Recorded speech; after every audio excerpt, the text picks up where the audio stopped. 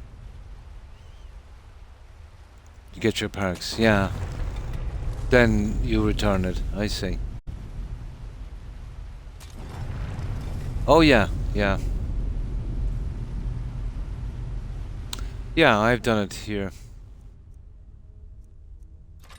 Like that. You're the kind of favorites. Just pushing down on this.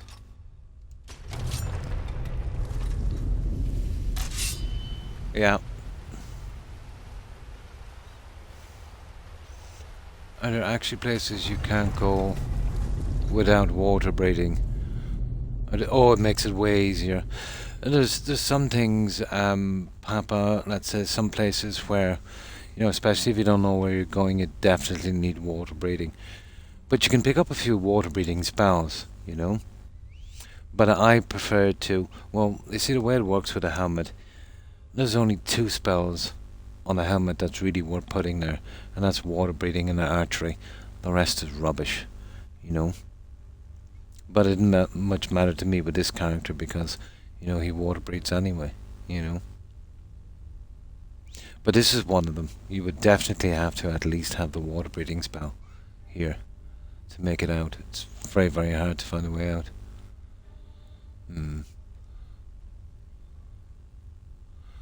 Oh, I'm on Xbox, Marcus, so the system here is pretty simple, you know. Yeah, if you're a lizard, it's useless. But it does clear a space, let's say, in your helmet. But what can you put, really? Magic or something? Yeah.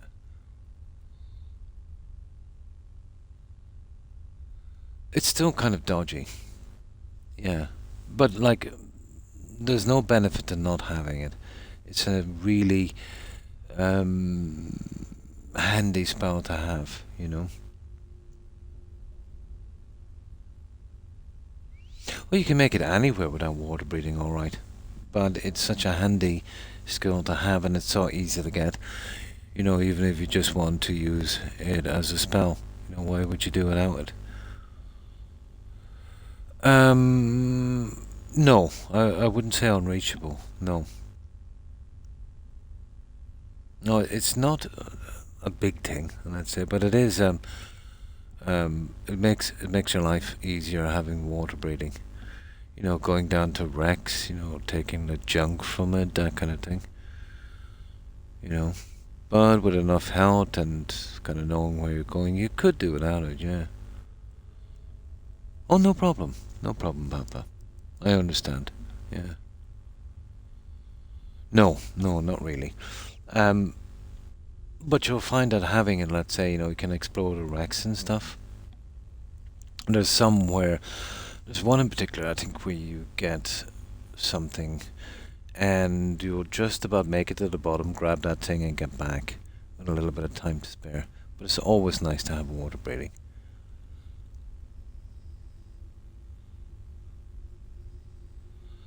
You would think so, wouldn't you? They're kind of bland, but if it's your first playthrough, absolutely. Yeah. But if you explore them like as much as I have, maybe not so much. Yeah. But not as good as the exploring in dungeons. But yeah, pretty decent, you know. But they are kind of bare, you know, compared to what you would find in a dungeon. Yeah, I think it's up there, guys, isn't it? That gives out or something. I'm not sure.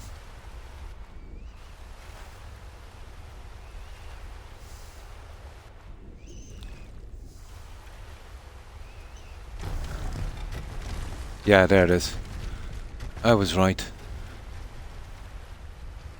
Yeah, this is a hard little thing to figure out.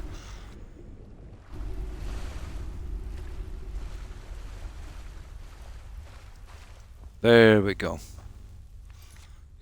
Thought I could remember where that stupid thing was. But there it is.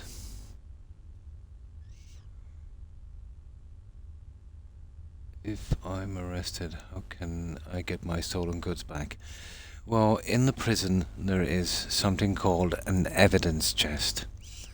And in that evidence chest, everything that was taken from you is in that chest. So you need to find that chest. It's usually pretty easy to find. and you've got to steal it back. Now, it can be a problem in Whiterun because the guard is always there and he's always looking at you, and it's almost impossible, even with top sneak, to, let's say, for him not to see you. So, you would probably be better off with an invisibility spell. I'll show you if you want to when we get out of here. Yeah. Invisibility spell helps a lot. Most of the prisons, you know, it's kind of the chests are out of the way. But Whiterun can be a problem. Because where they put the chest is right in front of that idiot guard and he never moves. So it is a chore, let's say, to get that one.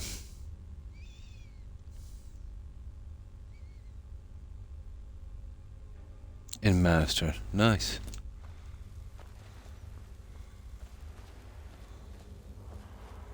So that's it. We've killed that guy and we've got our stuff. La la la la la la. And we still have 20 minutes left. I've got important things to do. Yeah. Well, needed as well. I can't believe it's over. Oh yeah, we get the ball here, don't we? Just like that. It's done. All that remains is to ensure the safe return of the skeleton key. Oh my good god. That takes a long time. We'll do that on the next stream, guys. Sounds like it will be a simple task. Yeah, it's kind of grindy as well. Our access to the inner sanctum was removed. That's what kills the quest lines in this. It just, you know, each part of it is just too long. I take it you never used the Pilgrim's Path? Well, we definitely won't do it in 20 minutes. As a consequence.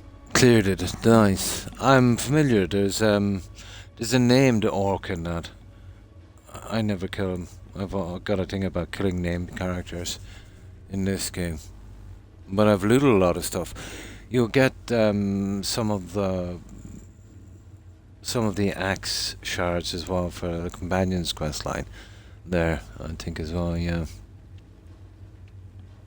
Brynjolf is needed back at the Thieves Guild to keep order while you're away. If the quest Amulet of the Moon directs you here, check and see if you already visited this location. The location does not respawn. So, if you've been here before, the Moon Amulet cannot spawn. Can happen, yeah. Here, you cannot complete the quest. Well, the Moon Amulet is something you get for a Khajiit. He's a bodyguard with one of the trainers. And once you do that, he becomes your follower. I've got him actually.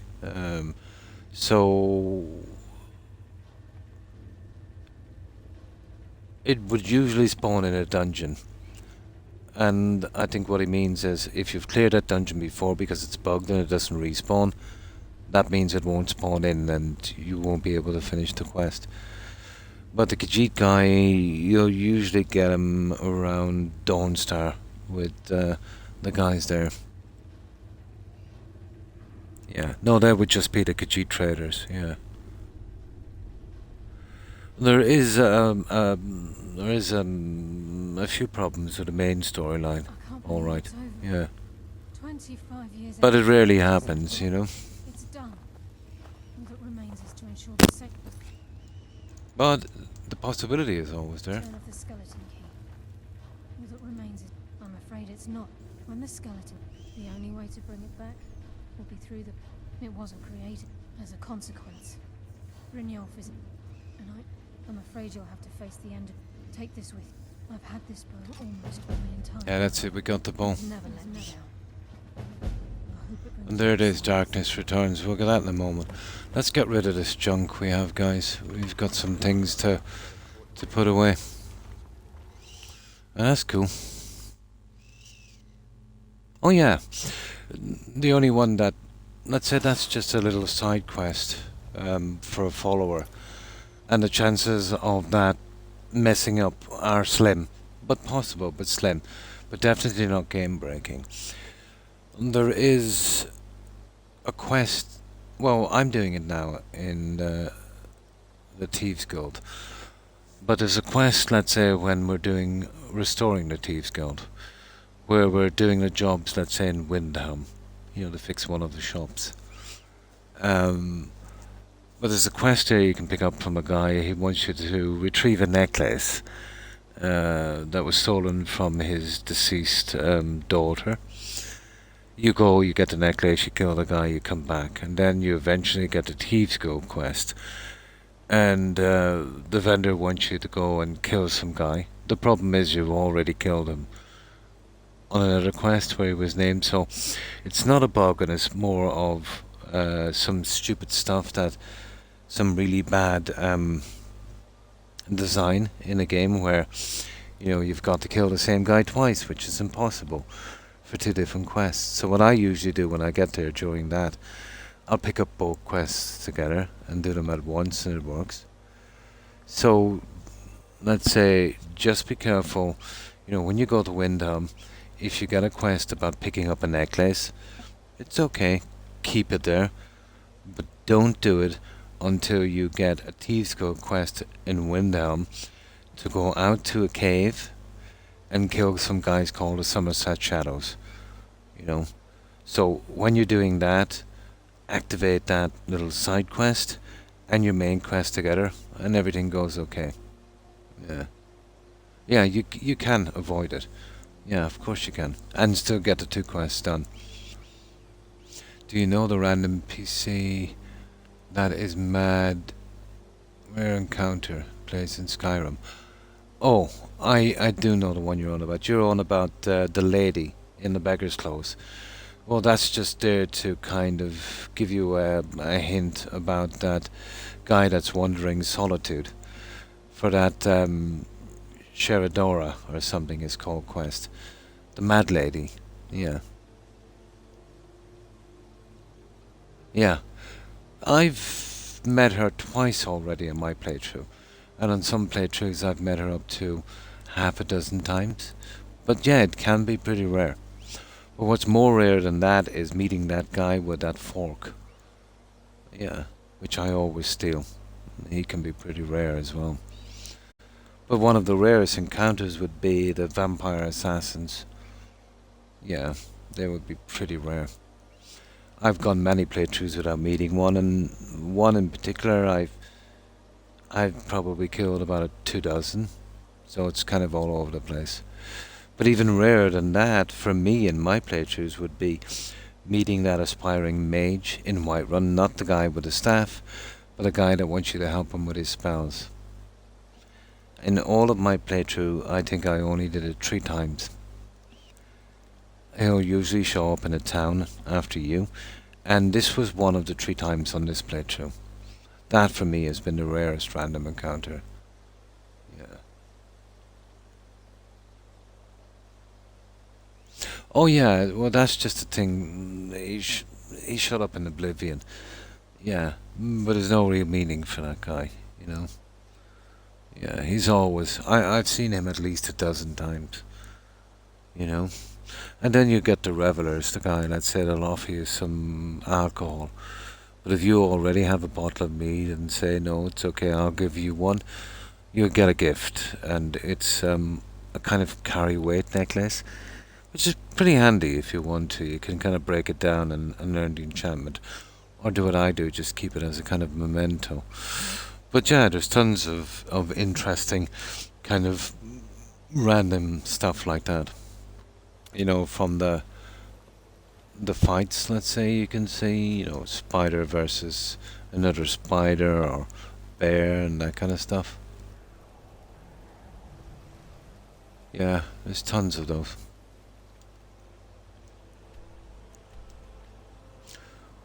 But the only insane mad NPC that you'll meet on a random encounter would be that mad lady, that nutcase that follows Shigora. And then you meet another one that needs a healing potion. She's met some vampires. Another one wants directions. You meet another guy. He's stolen something from a hunter. It goes on. There's quite a few.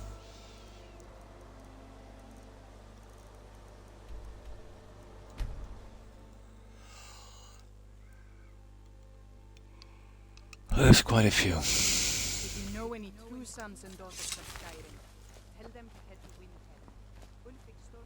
Here's what I can spare. Now let's get rid of some of this junk. And I unfortunately don't have a need for these anymore. Oh, I have a need for that. I'm keeping all of that junk.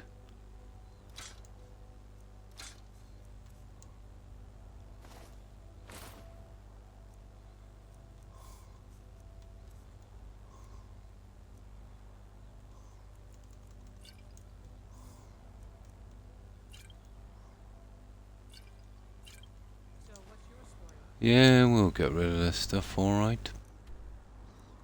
Easy enough. I know it's only 1,000, but it's comfortable doing it this way. You know, the loading screens and that.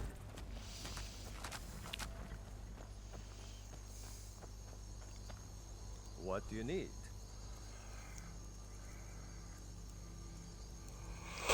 Ah, yeah, that is something alright, isn't it?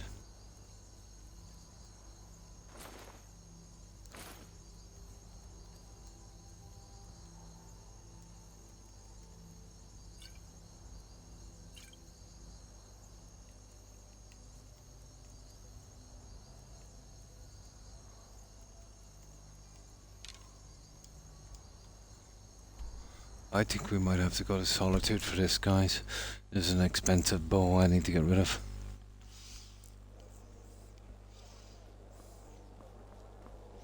Divines bless you. Useless, yeah. Oh, then there's the skooma dealer. He's kind of fun. Very limited stuff, but you can pickpocket him. Then there's the mercenaries that have killed a legion. And one to extort you. They're interesting.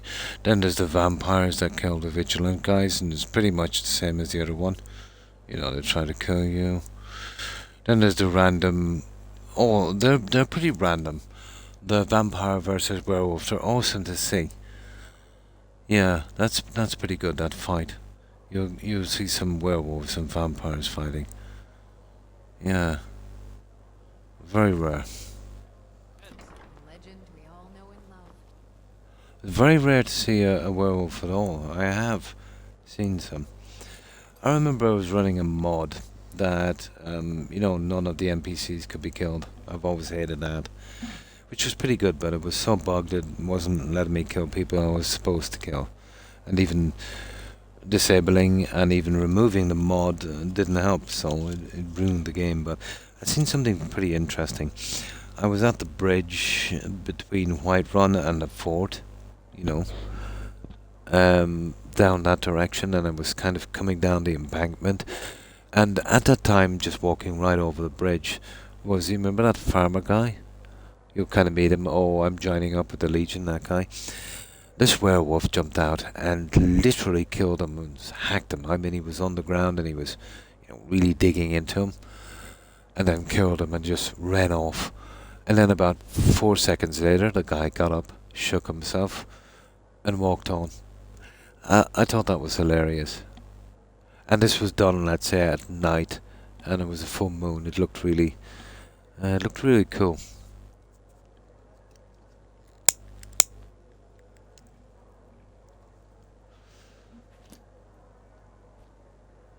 Welcome to the Winking Skeever, friend.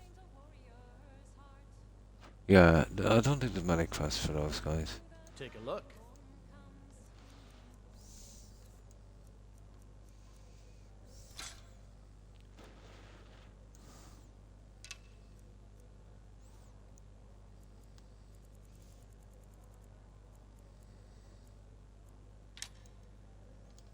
Remember the Now, Winking Skeever now. Let's wait till morning. We'll get this over with, guys. So when we come back again on the next stream, we'll finish this. We'll head into Farmer's Eye. Yeah, and we'll get some stuff done. But it goes to show you too, when you're doing a kind of complete playthrough, how long it takes to get through the quests on these. quite some time. Plenty of fresh fish for you. See it for yourself. Alright, potions. Excuse me.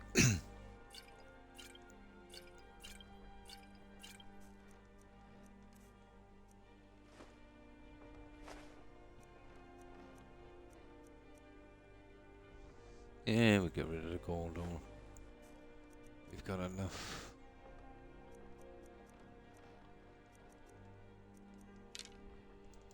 These are troubled times. Be on your You guard. look like everything I've got on display, really.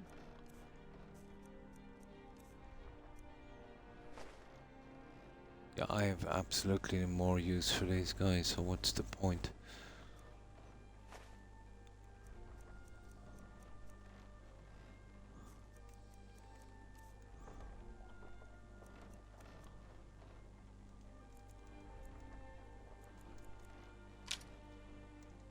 Come back when you figure No out how to point. spend money. You wouldn't have it. See for yourself.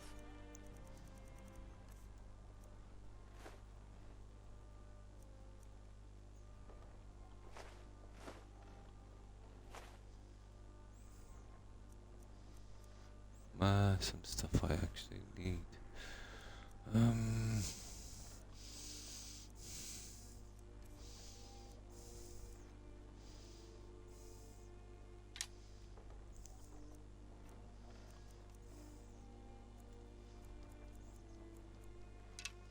There, we're getting there. We'll soon have rid of this junk. Not much more to go. Sometimes I'm just walking a hole and a vampire comes out of nowhere and they say die. Oh, you must have got to that stage in it, yeah. It used to be much worse, Marcus. You know, at least that was a kind of random encounter. The most we'll get is 3. But there was a time in this game when, let's say, you know, in the day you'd fast travel to a village, you'd be doing your business, let's say Falkreath, for example. You know, you go into the inn, you sell some junk, you come out, then all of a sudden there's a vampire attack. It would be hard to kill them all without them taking out some villagers, but not only that, when the villagers run inside, the vampires would run inside after them. It was an absolute dumpster fire. Oh yeah. Yeah, you can sometimes get up to 3 on a random encounter. The Nightwalkers, yeah. Depends on your level and depends on probably how far you've been in the story. But even worse than that is, let's say you come out, there's nobody there, you just come straight out the door and you fast travel away because you want to do something else. But you didn't realize just at the instant that you fast traveled, it already initiated an attack. So the vampires were already in there and you were gone, and you know, you do some quests and you come back maybe in 20 hours to do quests and half the village is dead. But they took out that aspect of it. There's still a problem with the dragons, obviously. But that's why I don't do the Dragon Rising quest until I've cleared out all of the quests I can. So it greatly reduces the chances of not being able to finish certain quests. Seems there's no end to the looking to protect yourself or deal some damage. Yeah, yeah. Oh no, they've stopped that kind of vampire attack now. Let's say when you're in the cities and that, the only way you're going to run into them now is a random encounter, or if you get far enough into the Dawn Guard line, they'll probably do a couple of assassination attempts. But that will always be, let's say, out from the towns and that. Yeah. Oh, it's not too bad now. I did hear rumours in the beginning that stopped because they've added some mechanic in some of the Creation Club quests that broke it. But after digging deeper, I heard that BGS actually removed it and didn't say anything. They did it pretty quietly because it was the stupidest mechanic ever. And even BGS realised how stupid it was, and that's saying something, because those guys, they do some stupid things. And for them to acknowledge that it was a bad mechanic to put in, it's Definitely saying something. Yeah. Yeah. But no, it doesn't happen anymore. You can run a mod as well called Run for Your Lives. It seems to be stable. Where on a dragon attack, the NPCs would run inside, obviously except the guards. You know, so that would be pretty safe. But if you're going for your achievements, you want to get your achievements out, yeah, it would stop achievements. Any mod except the Creation Club would stop achievements.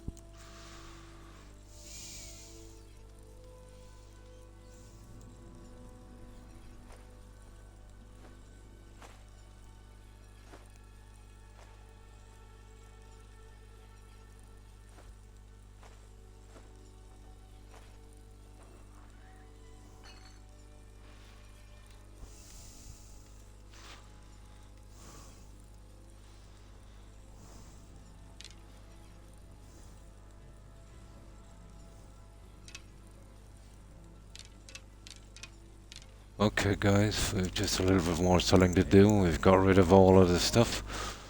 We'll hit this guy up here and then we're good. Yeah, they did. They stopped the vampire attacks in the towns and villages. You know, the targeted attacks. Yeah. The only thing they've ever done sensible in the game since its release. Hello and welcome, my friend. Bows and arrows for the mighty huntsman. But there was a ton of rumors going around that it was just a bug. It was just a kind of lucky coincidence. But apparently not. But who knows? It probably was, and then they kind of took credit for it.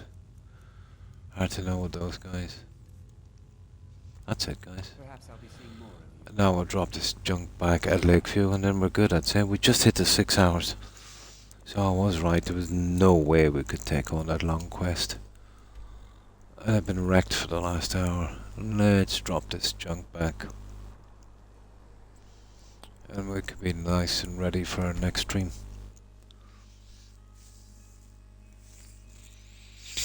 But as a first time player in this, there's an absolute lot to see and a lot to do. You'll never take it in, even in half a dozen playthroughs. You know, the random encounters, the story, the lore. Yeah, it takes some time. But if you're first time playing this, I would advise to, you know, read all the books. You know, you're in a dungeon and you're sneaking, you hear two guys talking. Hang around and wait a little bit, you know, just to listen to them. You know, stuff like that. Take your time.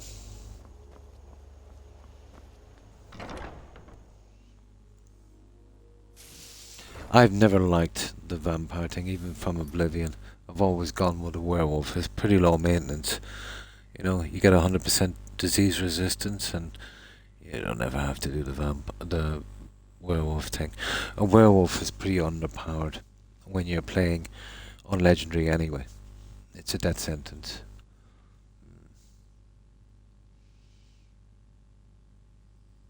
It's not too bad being a vampire in that sense, Marcus. Here, you just get a little drop on your stats, you know. Yeah. Yeah, but you don't want to be carrying those around with you every 5 minutes. You know, you're clearing up your inventory and it's one less thing to do. And it's nice having that 100% disease resistance, you know, kind of built in as a passive, you know.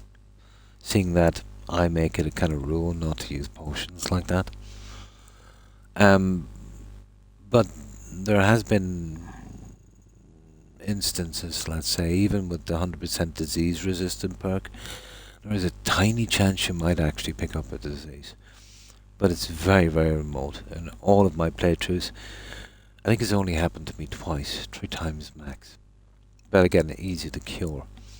But let's say if that disease would have been the vampire disease, that would have been funny. I was talking to someone that it actually happened to. I didn't see it myself, but he said that he got, you know, when he was a werewolf and he had the 100% disease resistance, he got that disease and obviously didn't know until it was too late when he became a vampire. But he said when he would change into a werewolf, it would be like something like, some kind of mutation. Pretty buggy. It's something I would have liked to have seen. If I ever get that disease, obviously, before curing it, I'll do a main save. I would like to see it. That's one of the bugs that's never happened to me. I've got the diseases alright, but they've been, the kind of garden variety stuff, like rock joint, stuff like that. But very rare. Extremely rare.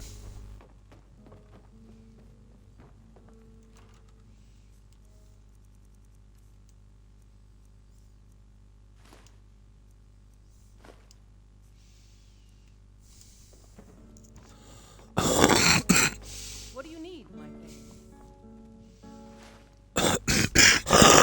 Excuse me one moment. Almost impossible to shake this flute.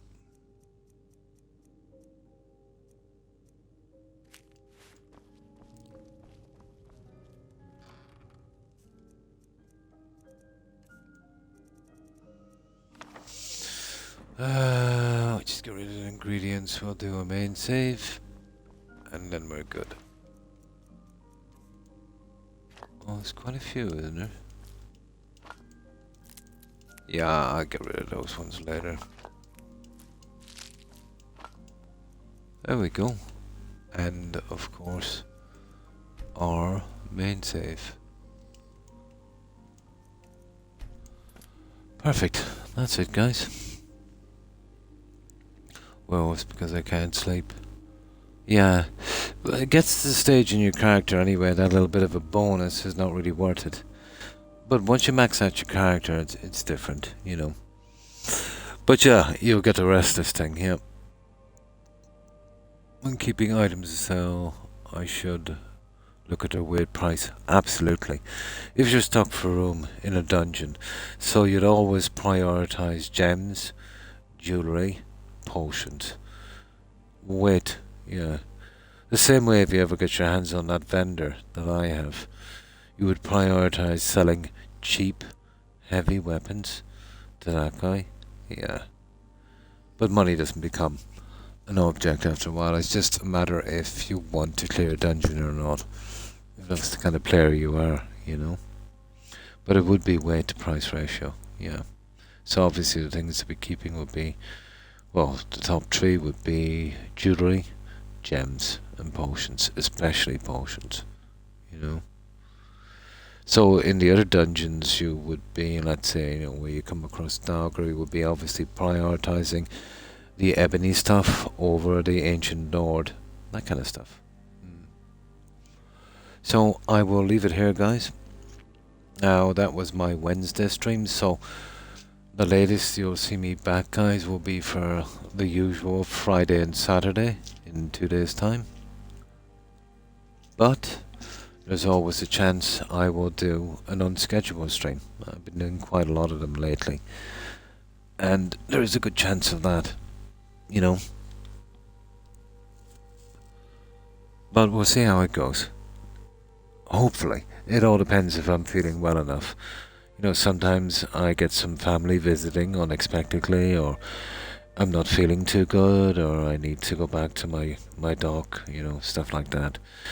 But since I've developed more health problems, I have kind of spaced my streams to 3 days a week, Tuesday, Friday and Saturday. So between Tuesday and Friday and Saturday, let's say I've got that 2 days. And then from Saturday to Tuesday again another 2 days. So if I want to schedule appointments, medical appointments, or if I'm not feeling well, I have those days to fall back on. But yeah, mostly I've been streaming, unscheduled stuff, which kind of takes the pressure off me, But I'll always keep my schedule, a Tuesday, Friday, Saturday, and then I won't let anyone down if they're expecting me to stream. I think it's fair, yeah. Granny Vats is a good friend of mine.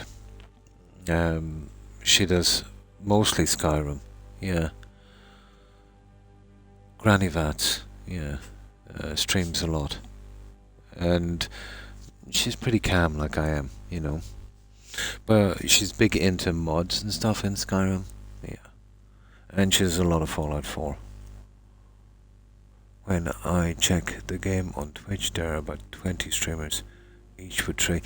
Yeah, it's usually that way. There's a ton of reasons for that.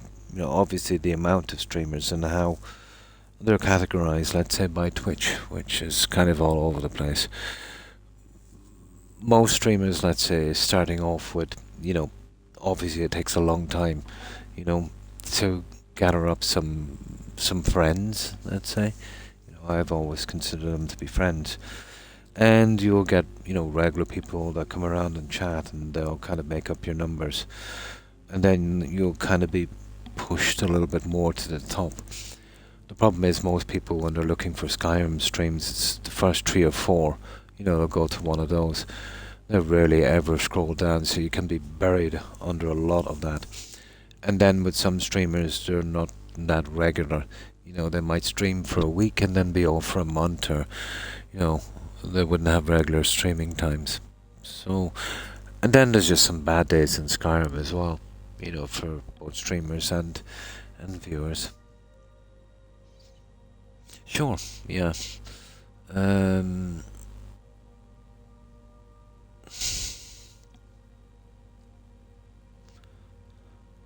Okay, where is it?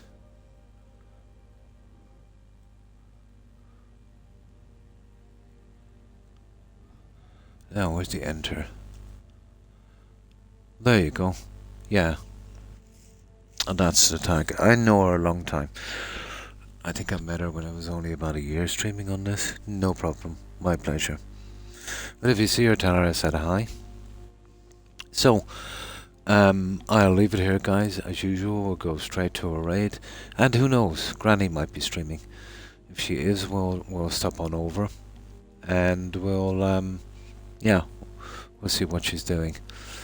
So, I will be back, guys, as I said, at the latest, Friday and Saturday at the same time. Again, I always advertise for 4 hours, but always try to push for 6. We'll see where that goes. So, I'll say goodbye to as many of you as I can, and then we'll head straight on over. I think so. Yeah, I think so. Yeah. So, goodbye, Papa and Marcus. And you too, Marcus. And of course, Suburban Werewolf, if you're watching. Have a good one, guys. And thanks for hanging out. And you too. Nice having you here, Marcus. I hope you have a great day. And, of course, the ladies, Hufflepuff, Terry, Tigger, if you're watching also, Kai. Have a wonderful day, ladies, and thanks again for being here. Let's see what else is here. Oh, I'm so wrecked, but at least I'll be able to sleep now. So that is the silver lining, guys. There's always a silver lining. And of course, Rocket Doctor, thanks for hanging out. Appreciate it.